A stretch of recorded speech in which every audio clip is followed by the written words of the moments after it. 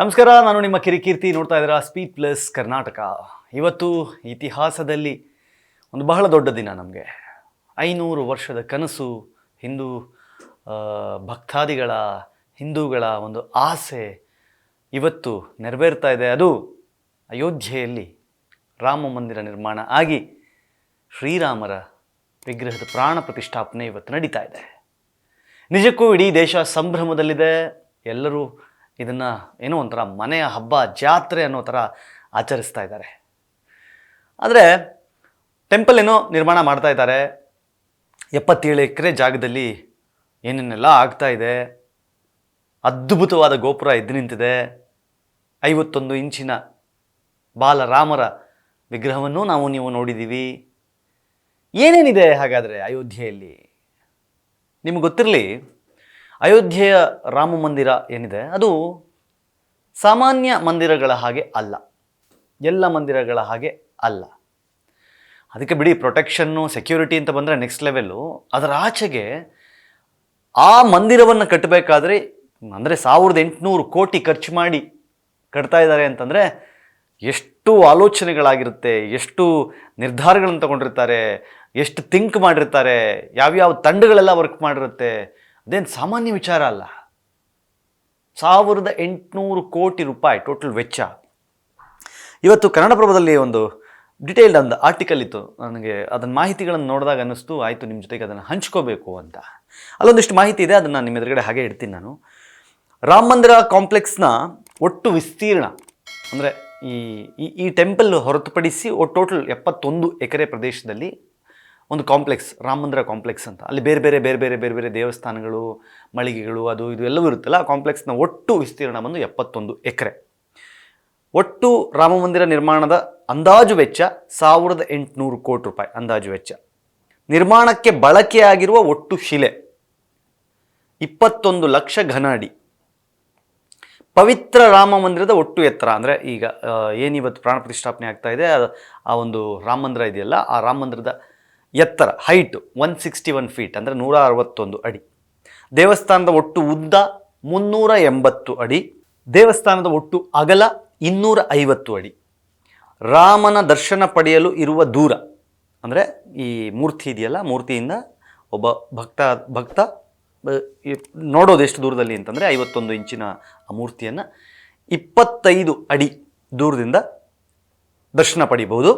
ರಾಮಲಲ್ಲಾ ಮೂರ್ತಿಯ ಒಟ್ಟು ಎತ್ತರ ನಾನು ಆಗಲೇ ಹೇಳಿದ ಹಾಗೆ 51 ಇಂಚು. ಆ ಮೂರ್ತಿಯ ಹೈಟ್ ಏನಿದೆಯಲ್ಲ ಅದು 51 ಇಂಚು. ದೇವಸ್ಥಾನದ ಪ್ರಾಂಗಣ ತಲುಪಲು ಹತ್ತಬೇಕಿರುವ ಮೆಟ್ಟಿಲುಗಳು ಅಂದರೆ ಏನು ಅಲ್ಲಿ ಮೂರ್ತಿ ಇದೆ, ಆ ಪ್ರಾಂಗಣ ನೀವು ತಲುಪಬೇಕು ಅಂತಂದರೆ ಕೆಳಗಡೆಯಿಂದ ಮೇಲೆ 20 ಮೆಟ್ಟಿಲುಗಳನ್ನ, 20 ಅಡಿಗಳಷ್ಟು ಮೆಟ್ಟಿಲು ಹತ್ತು ಹೋಗಬೇಕು. 20 ಅಡಿಗಳಷ್ಟು ಹೈಟ್ನಲ್ಲಿ ಅಲ್ಲಿ ನೀವು ಶ್ರೀರಾಮರ ದರ್ಶನ ಮಾಡಬೇಕು ಅಂತಂದರೆ 20 ಸೆಕೆಂಡ್ಗಳ ಕಾಲ ನಿಮಗೆ ಅವಕಾಶ ಇರುತ್ತೆ. 20 ಸೆಕೆಂಡ್ಗಳು ನೀವು ಮೂರ್ತಿಯ ಎದುರಿನಲ್ಲಿ ನಿಂತು ದರ್ಶನ ಪಡೆಯೋಕ್ಕೆ ಅವಕಾಶ ಒಬ್ಬ ಭಕ್ತನಿಗೆ. ಅಲ್ಲಿಂದ 20 ಸೆಕೆಂಡ್ ಆಗ್ತದೆ. ಸೇಮ್ ತಿರುಪತಿಯ ಹಾಗೆ, ಶಿರಡಿಯ ಹಾಗೆ. ಅಂದರೆ 20 ಸೆಕೆಂಡ್ ಅಂದರೆ 20 ಸೆಕೆಂಡ್ ಕ್ಯಾಲ್ಕುಲೇಟ್ ಮಾಡ್ಕೊಂಡು ಕೂತ್ಕೊಳ್ಳೋಕ್ಕಾಗಲ್ಲ, ಗೊತ್ತಾಗುತ್ತಲ್ಲ. ಒಬ್ಬ ಭಕ್ತ ಬಂದು ಬೇಡ್ಕೊಂಡು ಕೇಳಿಕೊಂಡು ಹೋಗುವಷ್ಟು. ಇದು ಒಂದು ಅಪ್ಡೇಟ್, ಅಂದರೆ ಏನೇನು ಹೇಗೆ ಬೇಸಿಕ್ ವಿಚಾರಗಳು. ಇದರ ಆಚೆಗೆ ಇನ್ನೊಂದು ವಿಶೇಷ ಏನಪ್ಪ ಅಂತಂದರೆ, ಈ ಟೆಂಪಲ್ ಹೆಂಗೆ ಕಟ್ಟಿದ್ದಾರೆ ಅಂತಂದರೆ, ಭೂಕಂಪ ಆದರೂ ಈ ಟೆಂಪಲ್ಗೆ ಏನೂ ಆಗಲ್ಲ. ಅಂದರೆ ಯೂಶ್ವಲಿ ಏನಾಗುತ್ತೆ, ಭೂಕಂಪ ಆದ ಕೂಡಲೇ ಕಟ್ಟಡಗಳು ಕುಸಿದು ಬೀಳುತ್ತೆ, ಹೆಂಗಿರುತ್ತೆ, ರಸ್ತೆಗಳು ಅಗಲ ಆಗಿಬಿಡುತ್ತೆ, ಅಂದರೆ ಕಟ್ಟಾಗ್ಬಿಡುತ್ತೆ, ಏನೇನೋ ಹಿಂಗೆಲ್ಲ ಆಗುತ್ತಲ್ಲ. ಈ ದೇವಸ್ಥಾನದ ರಾಮ ಮಂದಿರದ ವಿಚಾರಕ್ಕೆ ಬಂದರೆ ಭೂಕಂಪ ನಿರೋಧಕ ದೇಗುಲ ಇದು. ಅದರಲ್ಲೇ ಇದೆ, ಒಂದು ಪ್ಯಾರಾ ಇದೆ, ನಾನು ಅದನ್ನು ಓದ್ತೀನಿ. ದೊಡ್ಡ ಪ್ರಮಾಣದಲ್ಲಿ ಅಂದರೆ ರಿಕ್ಟರ್ ಮಾಪಕದಲ್ಲಿ 6.1 6.1 ತೀವ್ರತೆಯ ಭೂಕಂಪ ಸಂಭವಿಸಿದ್ರೂ ಕೂಡ ದೇವಸ್ಥಾನಕ್ಕೆ ಏನೂ ಆಗದೇ ಇರೋ ರೀತಿಯಲ್ಲಿ 7 ಪದರ ಅಂದರೆ 7 ಲೇಯರ್ಸ್, 7 ಪದರಗಳನ್ನು, 7 ಲೇಯರ್ಸ್ ಅಡಿಪಾಯ ಹಾಕಿದ್ದಾರೆ. ಪದೇ ಭೂಕಂಪ ಸಂಭವಿಸುವ ನೇಪಾಳ ಮತ್ತು ಅಯೋಧ್ಯೆಗೆ ಬರೀ 500 ಕಿಲೋಮೀಟರ್ ಡಿಸ್ಟೆನ್ಸ್ ಇರೋದ್ರಿಂದ ಕೆಲವು ಈ ಹಿಂದೆ ಆಗಿರುವ ಭೂಕಂಪಗಳ ಮಾದರಿಯನ್ನು ತರಿಸ್ಕೊಂಡು ಒಂದು ಸ್ಟಡಿ ಮಾಡಿದ್ದಾರೆ. ಓಕೆ, 7 ಪದರಗಳ ಅಡಿಪಾಯದ ಮೇಲೆ ರಾಜಸ್ಥಾನದಿಂದ ತಂದಿರುವ ಶಿಲೆಗಳನ್ನು ಅಳವಡಿಸಲಾಗಿದೆ. ಇದು ದೇವಸ್ಥಾನ ಅಲುಗಾಡದಂತೆ ಭದ್ರತೆಯನ್ನು ಒದಗಿಸುತ್ತೆ. ಭೂಕಂಪಗಳ ಬಗ್ಗೆ ವಿಶದವಾದ ಅಧ್ಯಯನ ಅಂದರೆ ಡಿಟೇಲ್ಡ್ ಸ್ಟಡಿ ಮಾಡಿ ಎಲ್ಲೂ ಅಲುಗಾಡಬಾರ್ದು, ಪ್ರಾಬ್ಲಮ್ ಆಗಬಾರ್ದು ಅನ್ನೋ ರೀತಿಯಲ್ಲಿ ಇದನ್ನು ಡೆವಲಪ್ ಮಾಡಿದ್ದಾರೆ.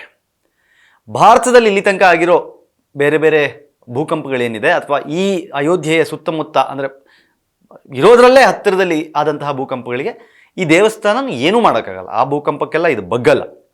ಓಕೆ, ಸುಮಾರು 1800 ಕೋಟಿ ರು ವೆಚ್ಚದಲ್ಲಿ ನಿರ್ಮಾಣ ಮಾಡ್ತಾ ಇದ್ದಾರೆ.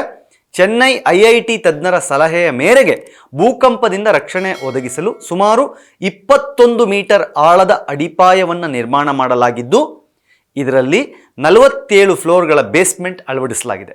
ಅಲ್ಲದೆ ಇದರಲ್ಲಿ ಬಳಕೆ ಮಾಡಿರುವ ಮಣ್ಣು 28 ದಿನಗಳಲ್ಲೇ ಕಲ್ಲಾಗಿ ಮಾರ್ಪಾಡಾಗುವ ಮೂಲಕ ಕಟ್ಟಡಕ್ಕೆ ಬೇಕಾದ ಗಟ್ಟಿತನವನ್ನು ಒದಗಿಸಿದೆ.